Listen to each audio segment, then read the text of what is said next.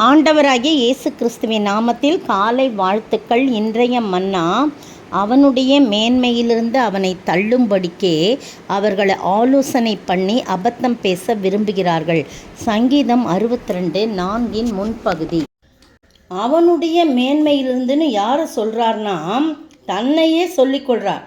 என்னுடைய மேன்மையிலிருந்து என்னை தள்ளும்படிக்கே அவர்கள் ஆலோசனை பண்ணி அபத்தம் பேச விரும்புகிறார்கள். தங்கள் வாயினாலே ஆசீர்வதித்து தங்கள் உள்ளத்திலே சபிக்கிறார்கள். என் ஆத்துமாவே தேவனையே நோக்கி அமர்ந்திரு, நான் நம்புகிறது அவராலே வரும். அவரே என் கன்மலையும் என் இரட்சிப்பும் என் உயர்ந்த அடைக்கலமானவர், நான் அசைக்கப்படுவதில்லை அப்படின்னு சொல்லி ஆத்துமாவோடு பேசுகின்ற ஒரு மனிதனாய் காணப்படுறார். வேதத்திலேயே ஆத்துமாவோடு அதிகமாய் பேசினவர் தாவீது என்று சொல்லப்படுகிறது.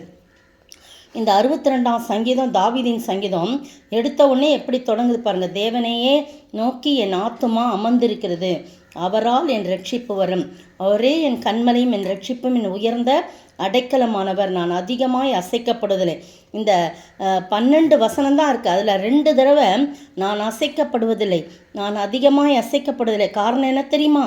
அவர்தான் என் கன்மலை, என் ரட்சிப்பு, என் உயர்ந்த அடைக்கலம். இதுவும் 2 தடவை சொல்லப்படுற 2 வசனங்கள்ல.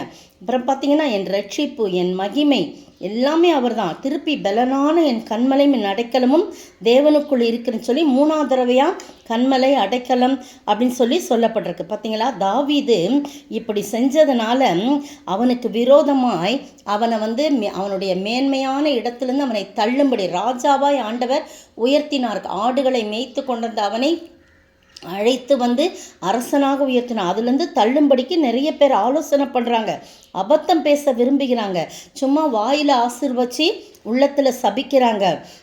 ஆனால் அவங்க எப்படிப்பட்டவங்களாக இருக்கிறாங்களாம்? நீங்கள் எதுவரைக்கும் ஒரு மனுஷனுக்கு தீங்கு செய்ய நினைப்பீர்கள்.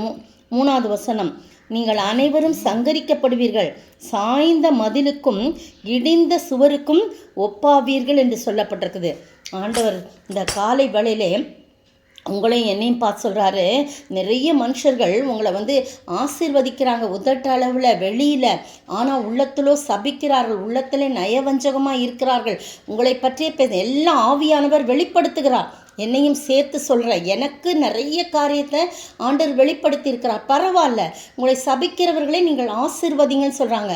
உங்களுக்கு விரோதமாக பேசுகிறாங்களா, பேசிட்டு போட்டோம், நம்மளை ஒன்றுமே அது என்ன பண்ணாது, அஃபெக்ட் ஆகுது. பேச பேச தாவீது அப்படியே உயர்த்தப்பட்டார். அதுபோல் நம்மையும் ஆண்டவர் இந்த நிமிஷம் வரைக்கும் உயர்த்தி இருக்கிறார். எனவே நாம் கவலைப்பட வேண்டாம். பேசுகிறவர்கள் அப்படித்தான் பேசிக்கொண்டே இருப்பார்கள், பேசட்டும். ஆனால் நீங்களும் நானும் ஒரே ஒரு காரியம் செய்யணும். எல்லா சூழ்நிலையிலும் அவரே என் கன்மலை, என் கோட்டை, என் இரட்சிப்பு, என் உயர்ந்த அடைக்கலம் என்று சொல்லும்போது நமக்கு விரோதமாய் இருக்கிறவர்கள் எப்படி இருப்பாங்களாம்? சாய்ந்த மதிலுக்கும் இடிந்த சுவருக்கும் ஒப்பாவார்கள் என்று சொல்லப்பட்டிருக்கிறது. விரோதமாய் நம்ம கர்த்தருக்கு பயப்படணும், கர்த்தருக்கு பயந்து வாழணும். சும்மா இங்கே ஒன்றும் அங்கே ஒன்றும் பேசி பொழப்பு நடத்துறதுக்கு நிறைய பேர் இருக்கிறாங்க. அவங்கக்கிட்ட நல்ல பேர் வாங்கணும், இவங்கக்கிட்ட நான் இது பண்ணணும்னு சொல்லிட்டு இங்கேயும் பேசி அங்கேயும் பேசி நிறைய உலகத்தில் அடிபட்டிருக்கிறோம் இல்லையா? ஆனாலும் கர்த்தர் நம்மோடு கூட இருக்கிறார். அவர்கள் இடிந்த மதிலுக்கும் இடிந்த சுவருக்கும் சாய்ந்த மதிலுக்கும் அவர்கள் ஒப்பாவார்கள். நீங்களும் நான் அப்படி கிடையாது பிரியமானவர்களே. எந்த ஒரு மனிதன் கர்த்தரை அடைக்கலமும் கன்மலையும் கோட்டையுமாய் கொண்டிருக்கிறாங்களோ அவங்க அதிகமாய் அசைக்கப்படுவதில்லை. அவர்கள் அசைக்கப்படுவதே இல்லை, அதுவும் அதிகமாய் அசைக்கப்படுவதில்லை. அப்படித்தான் தாவீது சொல்லுகிறார். நீங்களும் நானும் அவரையே நோக்கி அமர்ந்திருப்போம். தேவனையே நோக்கி என் ஆத்துமா அமர்ந்திருக்கிறது, அவரால் ரட்சிப்பு வரும், அவரால் விடுதலை வரும். அது 5ஆம் வசனம், என் ஆத்துமாவே தேவனையே நோக்கி அமர்ந்திரு, நான் நம்புகிறது அவரால் வரும். இந்த நிச்சயம் மட்டும் நமக்கு இருந்துச்சுன்னா எப்படிப்பட்ட காரியமாக இருந்தாலும் நம்மளை எதுவும் சேதப்படுத்தாது. நம்முடைய மேன்மையிலிருந்து நம்மை தள்ளுவதற்கு அநேகர் முயற்சித்தாலும் அது மேன்மைப்படுத்தப்பட்டு கொண்டே இருப்போமே தவிர தாழ்த்தப்பட மாட்டோம் என்பது நிச்சயத்திலும் நிச்சயம். அப்படிப்பட்ட ஆசீர்வாதத்தை நாம் பெற்று வாழ ஆண்டவர் தாமே கிருபை செய்வாராக. ஆமேன்.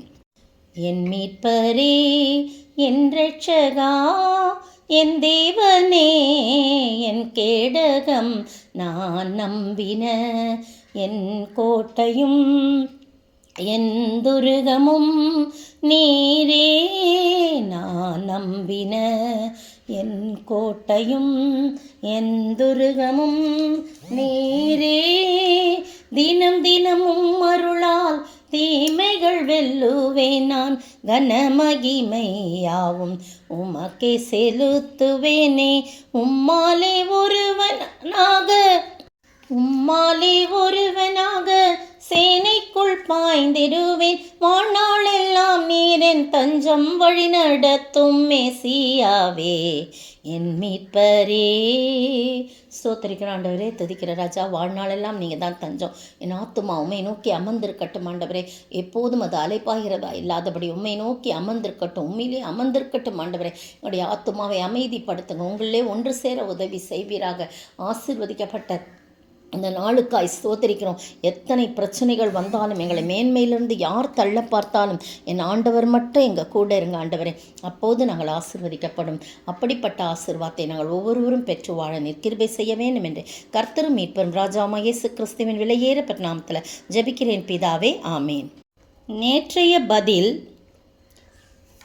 இயேசுவின் தகப்பன் யோசேப்பு, தாத்தா ஏலி, கொள்ளு தாத்தா மாத்தான். லூக்கா 3:23. இன்றைய கேள்வி: தாவீதின் தகப்பன் யார்? தாத்தா யார்? கொள்ளு தாத்தா யார்? தாவீதின் தகப்பன் யார்? தாத்தா யார்? கொள்ளு தாத்தா யார்?